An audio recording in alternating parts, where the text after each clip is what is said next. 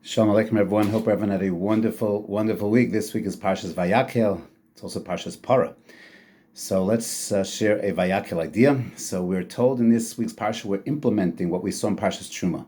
Parshas Truma was the plans of building the Mishkan, and now we're putting it into action. So everyone brings their gold, their silver, in order to facilitate the Binyan HaMishkan. And we're told that the Kior was the women donated their maros hatzovos, their mirrors, the mirrors of the legions.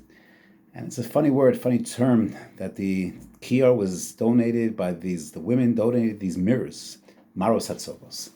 So there's a gorgeous machlokes between Rashi and Ibn Ezra, which is very, very fundamental. Rashi explains what were these mirrors. These mirrors, he quotes Medrash, and the women, they donated their mirrors. And Moshe says, no, this is not mat'im, this is not appropriate for the Mishkan.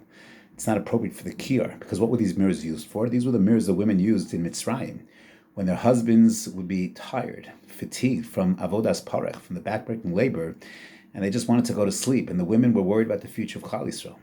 So they used these mirrors to tease their husbands, to, in a certain sense, create a connection with their husbands, that their husbands would want to be with them, and would then build the future of Knesset Yisrael.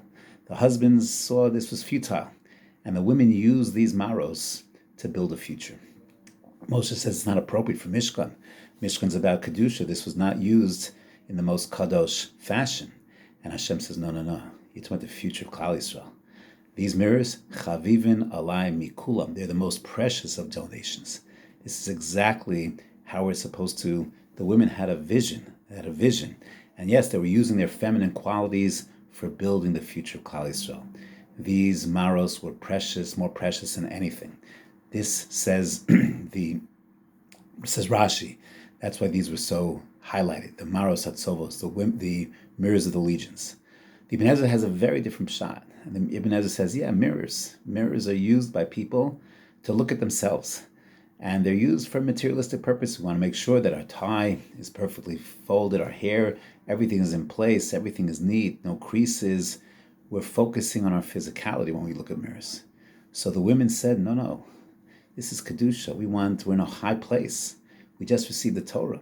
We want to leave materialism. We want to leave physicality to the side, and we want to focus on matters of spirituality. And Hashem says, Chaviv and Allah, yes, these mirrors are very, very precious to me.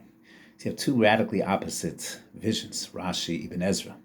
Rashi says, use the Gashmius, use the physicality, and use it for Kedusha, for spiritual purposes. Ibn Ezra says, following perhaps in the footsteps of the Ramban, Kedoshim Tiyu, is to, the more you focus on materialism and Gashmius, the less you're going to be focused on the matters of the spirit. So two different approaches. And we all have to calibrate for ourselves. What is our relationship to physicality? How do we use our Gashmius? How do we use our vehicles, our homes, our money? What are we using it for? Are we gearing even our physicality towards Ruchnius, or is it somehow diminishing? A person has to calibrate, has to be well calibrated between these two poles. They're both values in Klal Yisrael. They're both values in Yahatus. The Rashi value and the Ibn Ezra value. But each person has to come to that really healthy, good balance and know that sometimes our materialism is taking us off course. And sometimes we need to reduce. And sometimes, no, we need to use that material